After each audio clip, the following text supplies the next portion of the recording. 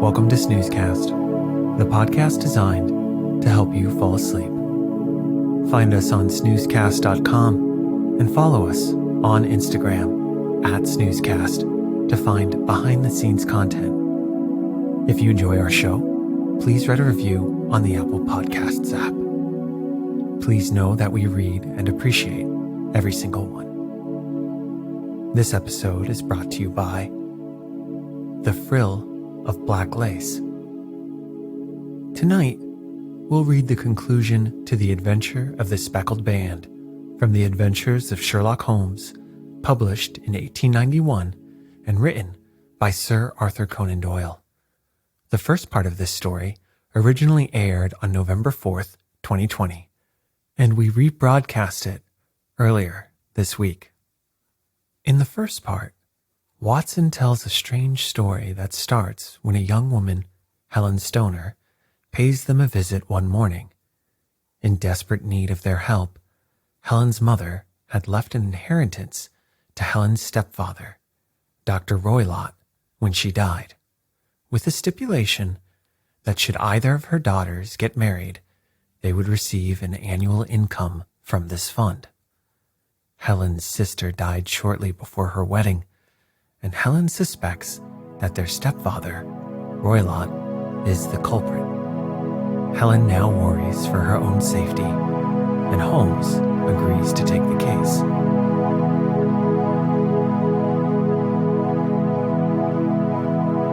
Let's get cozy. Close your eyes. Relax your body into the softness of your bed.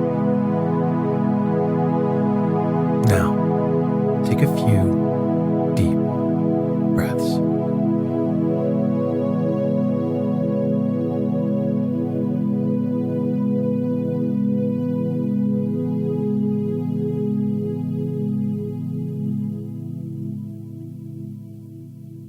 Sherlock Holmes had been leaning back in his chair with his eyes closed and his head sunk in a cushion, but he half opened his lids now and glanced across at his visitor.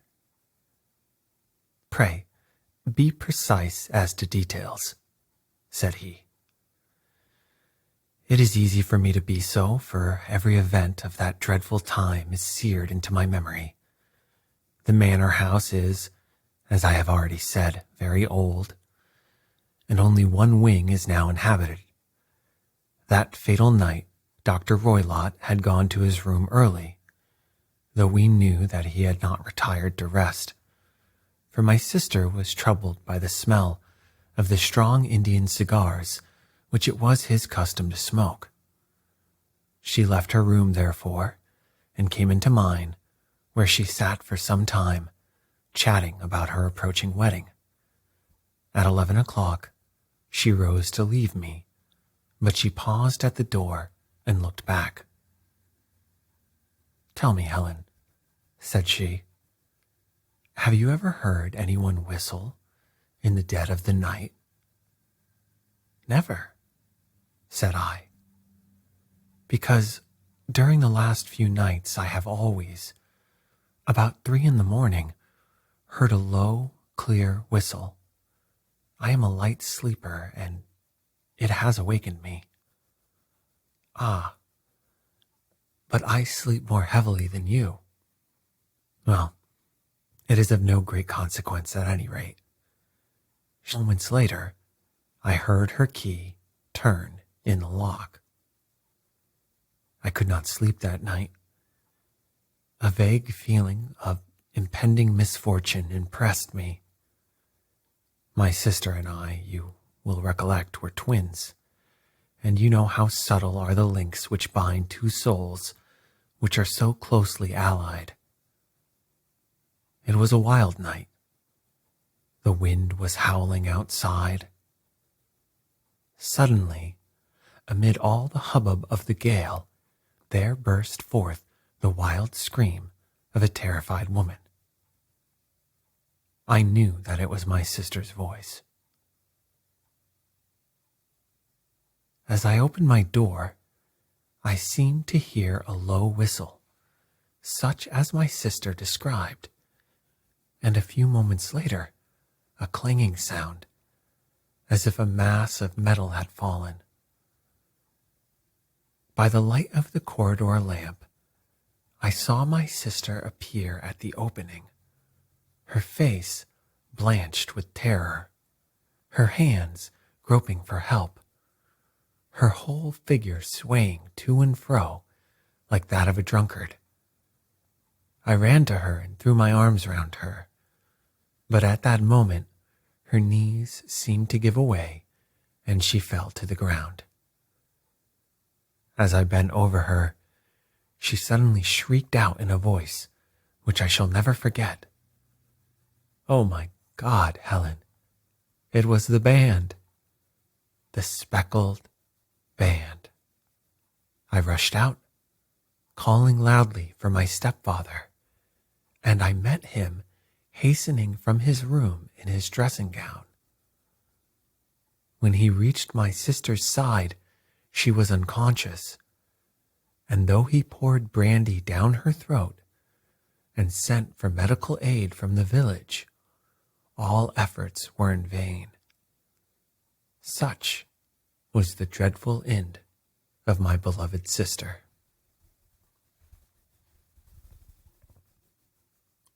"One moment," said Holmes. "Was your sister dressed?"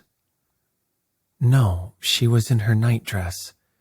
In her right hand was found the charred stump of a match, and in her left hand a matchbox, showing that she had struck a light and looked about her when the alarm took place.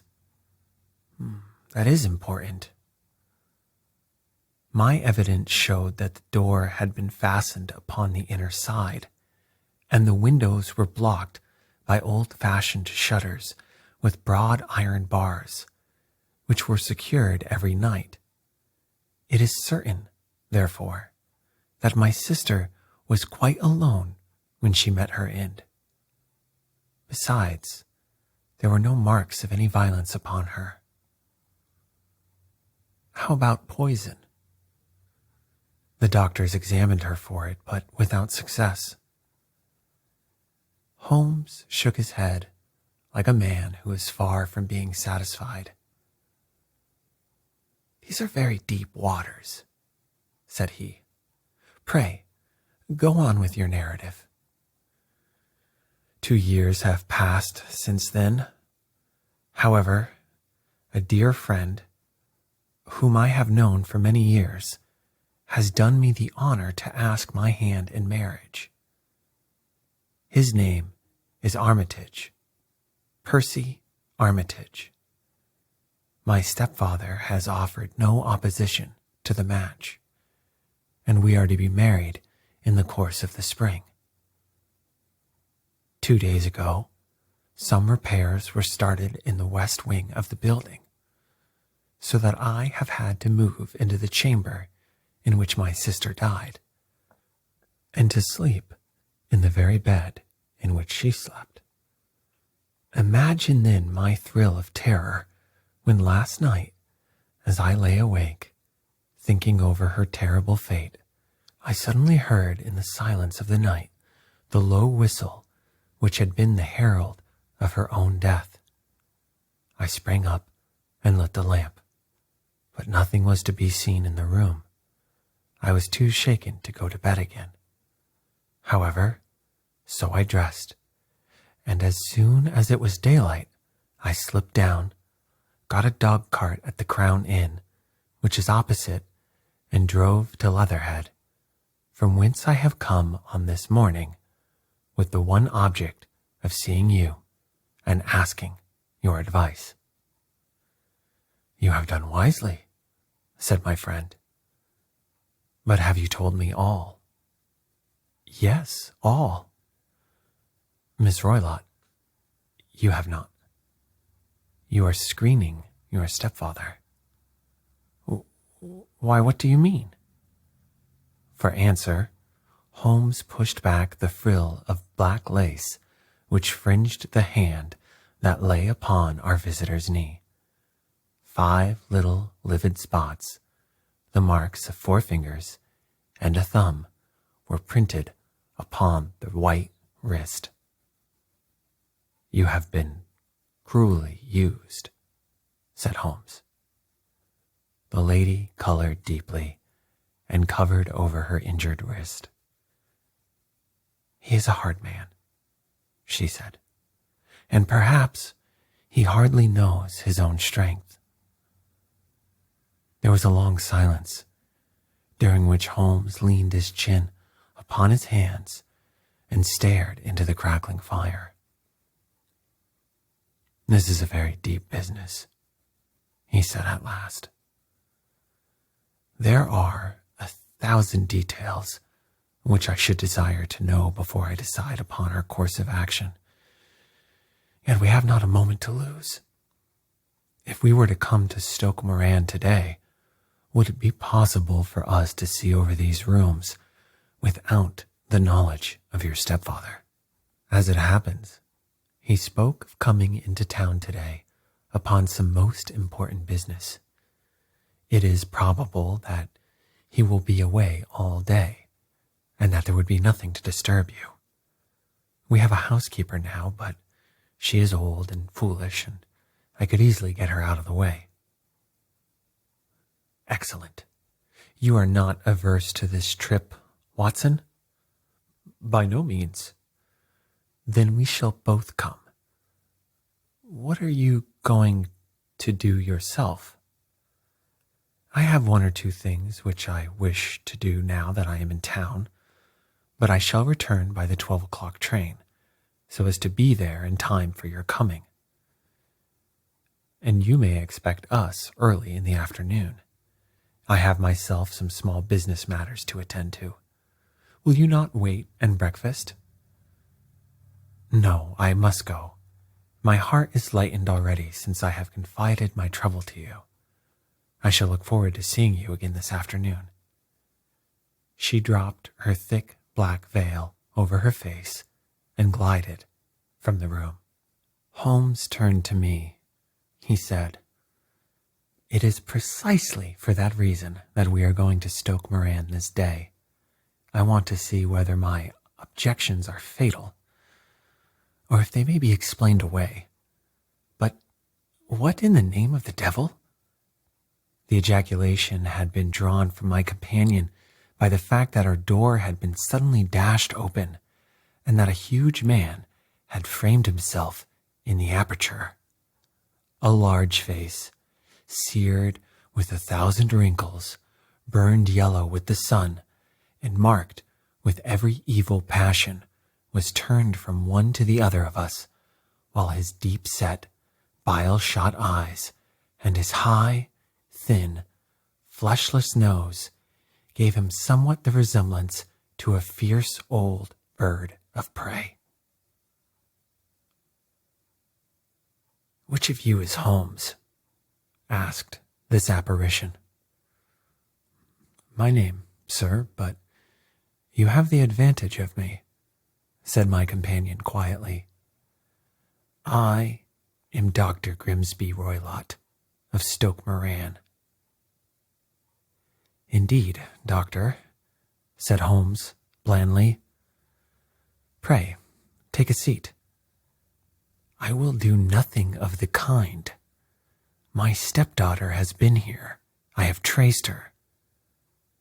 What has she been saying to you?" "It is a little cold for the time of the year," said Holmes. "What has she been saying to you?" screamed the old man furiously.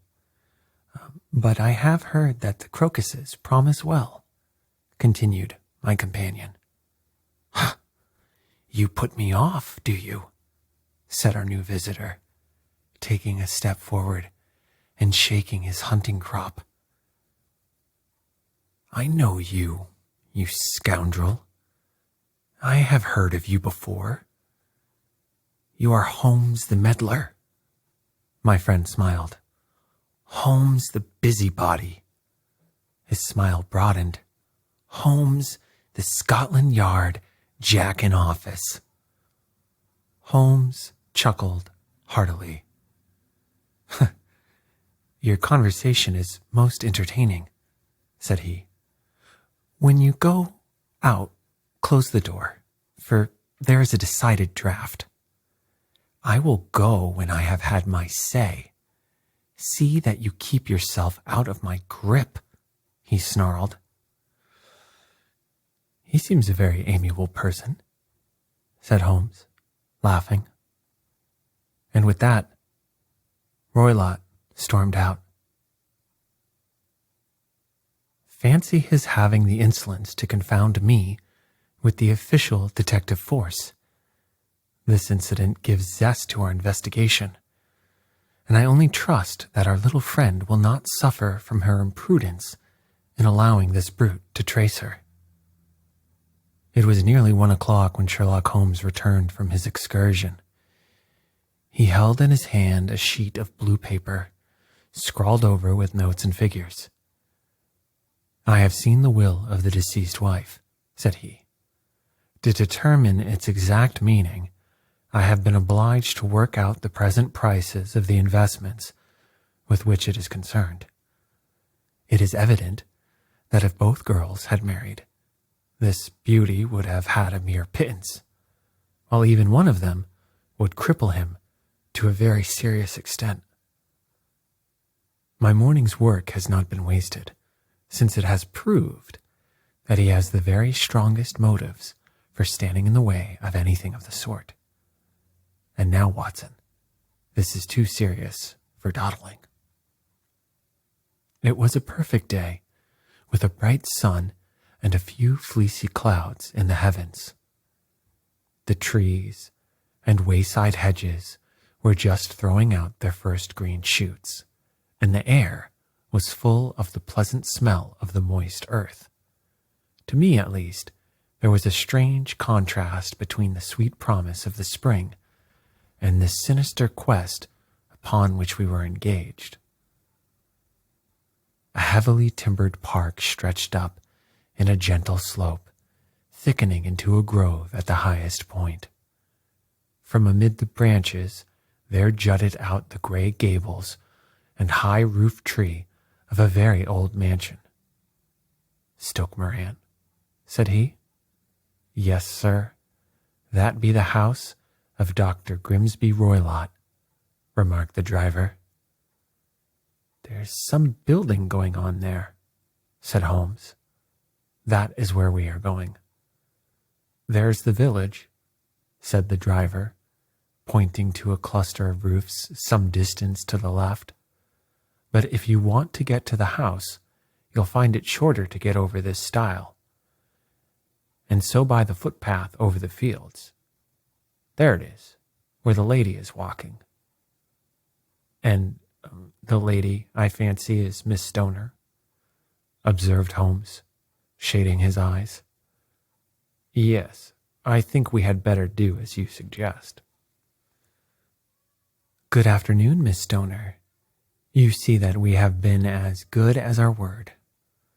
Our client of the morning had hurried forward to meet us with a face which spoke her joy. "I have been waiting so eagerly for you," she cried, shaking hands with us warmly. "All has turned out splendidly. Dr. Roylott has gone to town, and it is unlikely that he will be back before evening." "We have had the pleasure of making the doctor's acquaintance," said Holmes. In a few words he sketched out what had occurred. Miss Stoner turned white to the lips as she listened. "Good heavens!" she cried. "He has followed me, then?" "So it appears. He is so cunning that I never know when I am safe from him. What will he say when he returns? He must guard himself, for he may find that there is someone more cunning than himself upon his track. You must lock yourself up from him tonight. Now, we must make the best use of our time, so kindly take us at once to the rooms which we are to examine." The building was of gray lichen, blotched stone, with a high central portion and two curving wings like the claws of a crab thrown out on each side. In one of these wings, the windows were broken and blocked with wooden boards, while the roof was partly caved in, a picture of ruin. Holmes walked slowly up and down the ill-trimmed lawn and examined with deep attention the outside of the windows. This, I take it, belongs to the room in which you used to sleep. The center one to your sisters, and the one next to the main building to Dr. Roylott's chamber? Exactly so, but I am now sleeping in the middle one. Pending the alterations, as I understand. By the way, there does not seem to be any very pressing need for repairs at that end wall. There were none. I believe that it was an excuse to move me from my room. Ah, that is suggestive. Now, on the other side of this narrow wing runs the corridor from which these three rooms open. There are windows in it, of course. Yes, but very small ones, too narrow for anyone to pass through. As you both locked your doors at night, your rooms were unapproachable from that side. Said he, scratching his chin in some perplexity. My theory certainly presents some difficulties. No one could pass these shutters if they were bolted. Well, we shall see if the inside throws any light upon the matter. A small side door led into the whitewashed corridor from which the three bedrooms opened. Holmes refused to examine the third chamber, so he passed at once to the second, that in which Miss Stoner was now sleeping, and in which her sister had met with her fate. It was a homely little room with a low ceiling and a gaping fireplace, after the fashion of old country houses. A brown chest of drawers stood in one corner, a narrow white counterpaned bed in another, and a dressing table on the left-hand side of the window.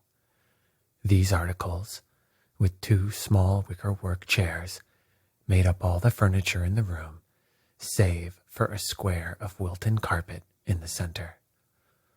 Holmes drew one of the chairs into a corner and sat silent, while his eyes traveled round and up and down, taking in every detail of the apartment. "Where does that bell communicate with?" he asked, at last pointing to a thick bell rope which hung down beside the bed, the tassel actually lying upon the pillow. "It goes to the housekeeper's room." "It looks newer than the other things." "Yes, it was only put there a couple of years ago." "Your sister asked for it, I suppose?" "No, I never heard of her using it. We used always to get what we wanted for ourselves." "Indeed. It seemed unnecessary to put so nice a bell pull there. You will excuse me for a minute while I satisfy myself as to this floor." He threw himself down upon his face, with his lens in his hand, and crawled swiftly backward and forward, examining the cracks between the boards. Then he did the same with the woodwork with which the chamber was paneled. Finally, he walked over to the bed and spent some time in staring at it and in running his eye up and down the wall. Finally, he took the bell rope in his hand and gave it a brisk tug. "Why, it's a dummy," said he. "Won't it ring?" "No, it's not even attached to a wire. This is very interesting. You can see now that it is fastened to a hook just above where the little opening for the ventilator is." "How very absurd. I never noticed that before." "Very strange," muttered Holmes, pulling at the rope. They seem to have been of a most interesting character. Dummy bell ropes, and ventilators which do not ventilate. With your permission, Miss Stoner, we shall now carry our research into the inner apartment. Dr. Grimsby Roylott's chamber was larger than that of his stepdaughter, but was as plainly furnished. A camp bed, a small wooden shelf full of books, mostly of a technical character, an armchair beside the bed, a plain wooden chair against the wall, a round table, and a large iron safe were the principal things which met the eye. Holmes walked slowly round and examined each and all of them with the keenest interest. "What's in here?" he asked, tapping the safe. "My stepfather's business papers." "Oh, you have seen inside then?" "Only once, some years ago. I remember that it was full of papers." "There isn't a cat in it, for example?" "No. What a strange idea." "Well, look at this." He took up a small saucer of milk which stood on the top of it. "No, we don't keep a cat, but there is a cheetah and a baboon." "Ah, yes, of course. Well, a cheetah is just a big cat, and yet a saucer of milk does not go very far in satisfying its wants. There is one point which I should wish to determine." He squatted down in front of the wooden chair and examined the seat of it with the greatest attention. "Thank you. That is quite settled," said he, rising and putting his lens in his pocket. "Hello, here is something interesting." The object which had caught his eye was a small dog leash hung on one corner of the bed. The leash, however, was curled upon itself and tied so as to make a loop of whipcord. What do you make of that, Watson? It's a common enough leash, but I don't know why it should be tied. That is not quite so common, is it? Me. It's a wicked world, and when a clever man turns his brains to crime, it is the worst of all. I think that I have seen enough now, Miss Stoner, and with your permission, we shall walk out upon the lawn. We had walked several times up and down the lawn, neither Miss Stoner nor myself liking to break in upon his thoughts before he roused himself from his reverie. "It is very essential, Miss Stoner," said he, "that you should absolutely follow my advice in every respect." "I shall most certainly do so. In the first place, both my friend and I must spend the night in your room." Both Miss Stoner and I gazed at him in astonishment. "Yes, it must be so. Let me explain. I believe that is the village inn over there." "Yes, that is the Crown." "Very good. Your windows would be visible from there." "Certainly. You must confine yourself to your room on pretense of a headache when your stepfather comes back. Then, when you hear him retire for the night, you must open the shutters of your window, put your lamp there as a signal to us, and then withdraw quietly with everything which you are likely to want into the room which you used to occupy. The rest you will leave in our hands." "But what will you do?" "We shall spend the night in your room, and we shall investigate the cause of this noise which has disturbed you. And now, Miss Stoner, we must leave you, for if Dr. Roylott returned and saw us, our journey would be in vain. Goodbye, and be brave, for if you will do what I have told you, you may rest assured that we shall soon drive away the dangers that threaten you." Sherlock Holmes and I had no difficulty in engaging a bedroom and sitting room at the Crown Inn.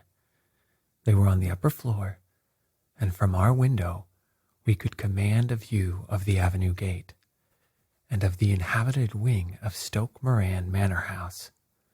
At dusk, we saw Dr. Grimsby Roylott drive past, his huge form looming up beside the little figure of the lad who drove him. The trap drove on, and a few minutes later, we saw a sudden light spring up among the trees as the lamp was lit in one of the sitting rooms. "Do you know, Watson," said Holmes, as we sat together in the gathering darkness, "I have really some scruples as to taking you tonight. There's a distinct element of danger. Your presence might be invaluable." "Then I shall certainly come." "It is very kind of you." I saw nothing remarkable save the bell rope, and what purpose that could answer, I confess, is more than I can imagine. "Did you observe anything very peculiar about that bed?" "No. It was clamped to the floor. Did you ever see a bed fastened like that before?" "I cannot say that I have." "The lady could not move her bed. It must always be in the same relative position to the ventilator and to the rope, or so we may call it, since it was clearly never meant for a bell pull." "Holmes," I cried, "I seem to see dimly what you are hinting at. We are only just in time to prevent some subtle and horrible crime." "Subtle enough and horrible enough. When a doctor does go wrong, he is the first of criminals. He has nerve, and he has knowledge."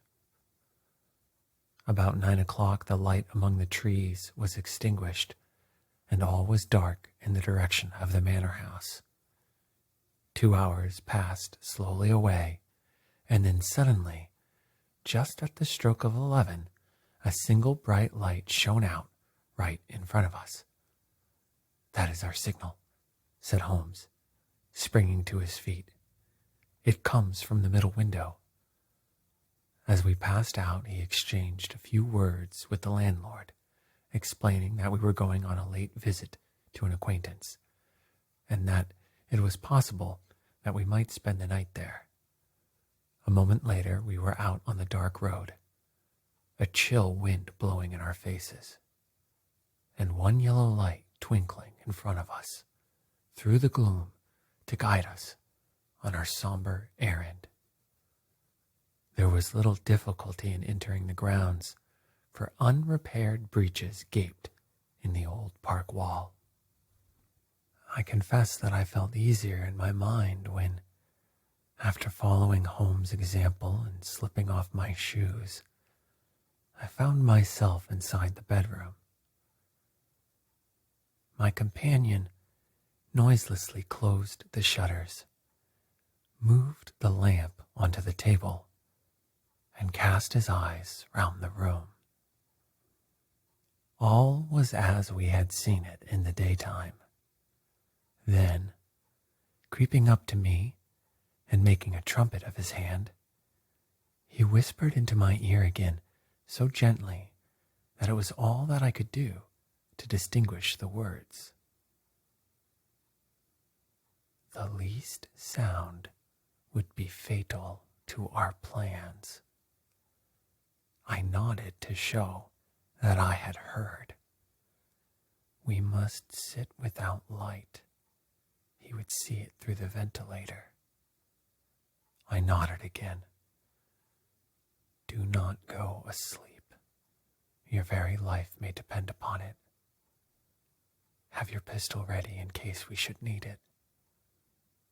I will sit on the side of the bed, and you in that chair." I took out my revolver and laid it on the corner of the table. Holmes had brought up a long, thin cane, and this he placed upon the bed beside him. By it, he laid the box of matches and the stump of a candle. Then he turned down the lamp, and we were left in darkness. How shall I ever forget that dreadful vigil?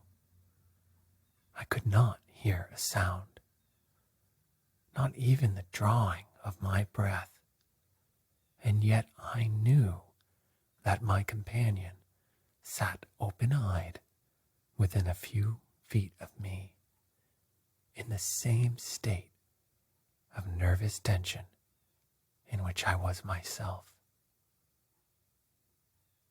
The shutters cut off the least ray of light, and we waited in absolute darkness. From outside came the occasional cry of a night bird, and once, at our very window, a long-drawn cat-like whine, which told us that the cheetah was indeed at liberty. Far away, we could hear the deep tones of the parish clock, which boomed out every quarter of an hour. How long they seemed, those quarters! 12 struck, and 1, and 2, and 3, and still we sat, waiting silently for whatever might befall. Suddenly, there was the momentary gleam of a light up in the direction of the ventilator, which vanished immediately, but was succeeded by a strong smell of burning oil and heated metal. Someone in the next room had lit a dark lantern. I heard a gentle sound of movement, and then all was silent once more, though the smell grew stronger. For half an hour I sat with straining ears. Then suddenly another sound became audible, a very gentle, soothing sound, like that of a small jet of steam escaping continually from a kettle. The instant that we had heard it, Holmes sprang from the bed, struck a match, and lashed furiously with his cane at the bell pull. "You see it, Watson?" he yelled. "You see it?" But I saw nothing. At the moment when Holmes struck the light, I heard a low, clear whistle, but the sudden glare flashing into my weary eyes made it impossible for me to tell what it was at which my friend lashed so savagely. I could, however, see that his face was deadly pale and filled with horror and loathing. He had ceased to strike and was gazing up at the ventilator, when suddenly there broke from the silence of the night the most horrible cry to which I have ever listened. It swelled up louder and louder, a hoarse yell of pain and fear and anger, all mingled in the one dreadful shriek. They say that away down in the village, and even in the distant parsonage, that cry raised the sleepers from their beds. It struck cold to our hearts, and I stood gazing at Holmes, and he at me, until the last echoes of it had died away into the silence from which it rose. "What can it mean?" I gasped. "It means that it is all over," Holmes answered, "and perhaps, after all, it is for the best. Take your pistol, and we will enter Dr. Roylott's room."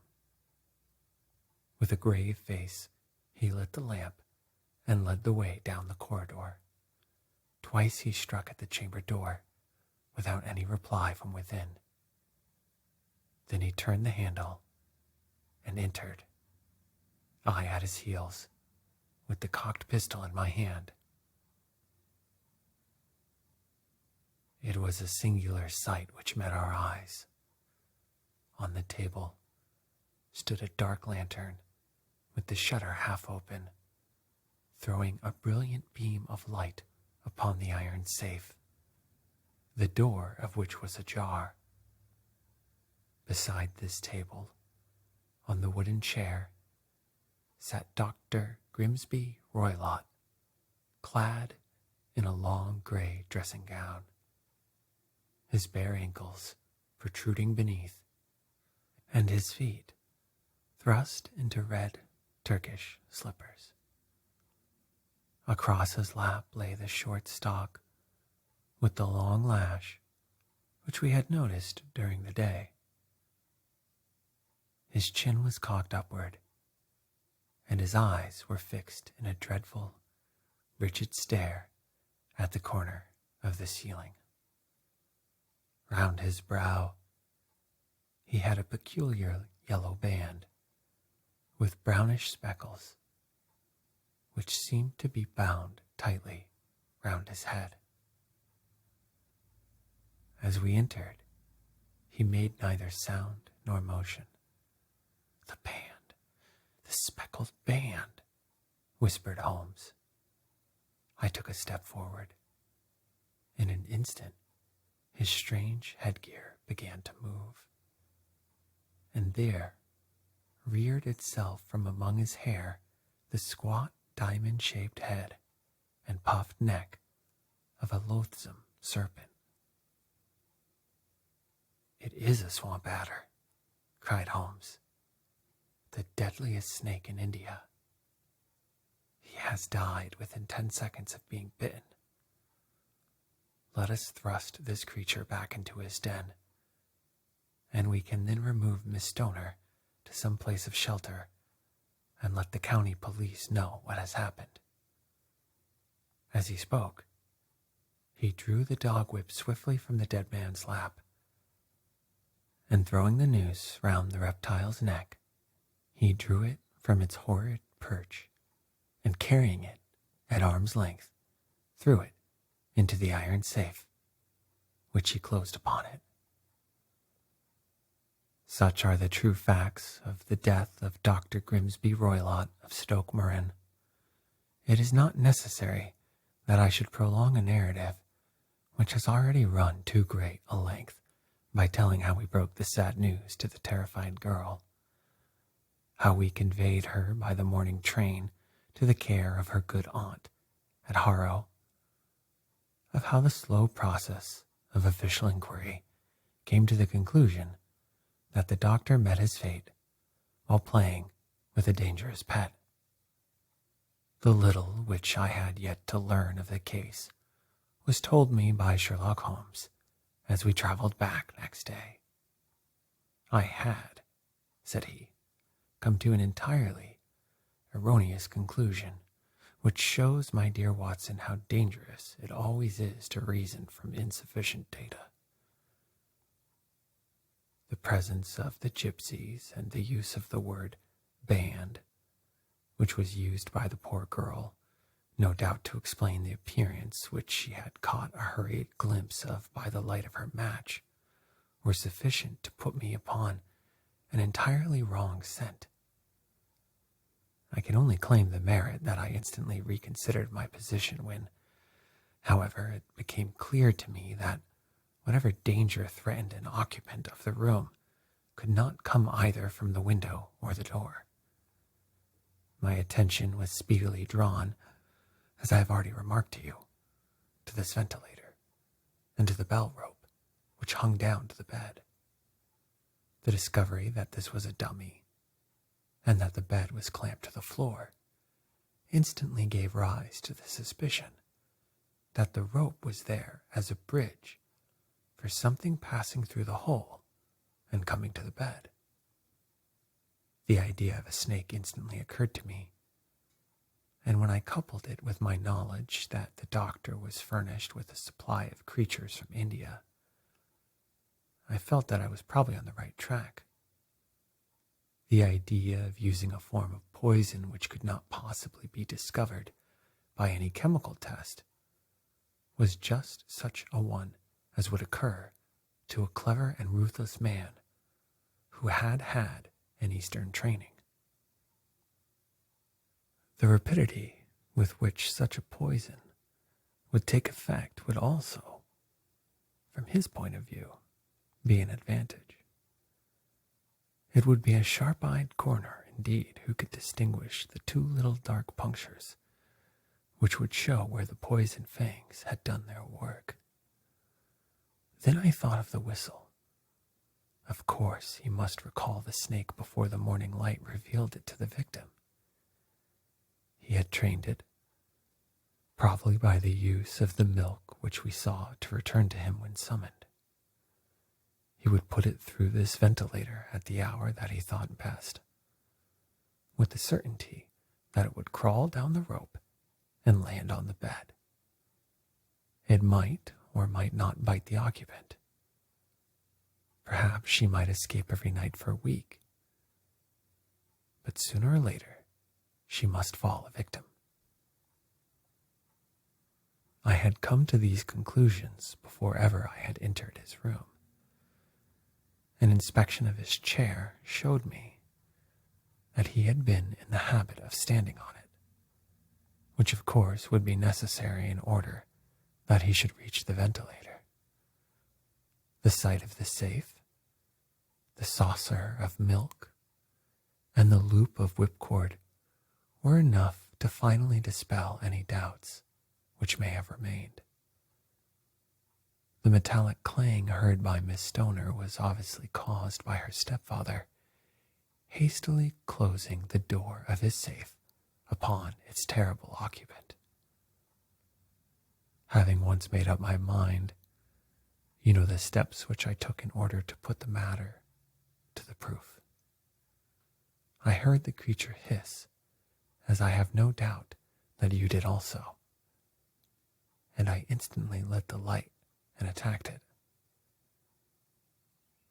with the result of driving it through the ventilator, and also with the result of causing it to turn upon its master at the other side. Some of the blows of my cane came home and roused its snakish temper, so that it flew upon the first person it saw. In this way, I am no doubt indirectly responsible for Dr. Roylott's death, and I cannot say that it is likely to weigh very heavily upon my conscience.